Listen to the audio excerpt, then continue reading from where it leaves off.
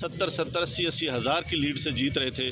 ہم نے ان کو ہروایا ہے اور ان کے اوپر جعلی مہریں لگا کے سب کو ہروایا. کمشنر صاحب جب جعلی مہریں لگ رہی تھی اس وقت آپ نے کسی سے کہا کہ یہ سب کچھ ہو رہا ہے، غلط ہو رہا ہے، اس کو روکا جائے؟ دیکھیں میں یہ ساری اس غلط کاری کی ذمہ داری اپنے اوپر لے رہا ہوں اور ساتھ آپ کو بتا رہا ہوں کہ جو چیف الیکشن کمشنر ہے، جو چیف جسٹس ہے، وہ بھی اس کام میں پورے شریک ہیں. کس کے کہنے پہ سب کچھ ہوتا رہا؟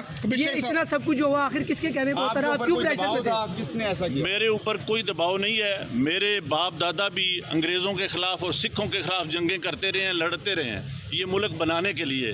اب میں اس ملک کو توڑنے کا حصہ نہیں بن سکتا. کمشنر صاحب آپ نے راولپنڈی کی بہت بڑی خدمت کی ہے، آپ نے بڑے بڑے میگا پروجیکٹ میں 24 گھنٹے کام کیا ہے.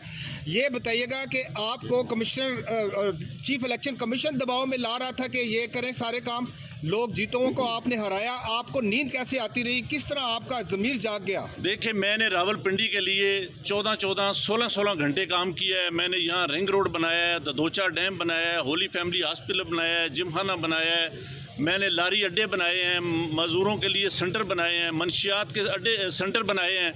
سب کچھ میں اپنے ملک کی بہتری کے لیے کرتا رہوں، لیکن آخر پہ میں نے جو اس ملک کے پیٹ میں چھرا گھونپا ہے مجھے وہ سونے نہیں دیتا. میں یہ سکون کی موت مرنا چاہتا ہوں.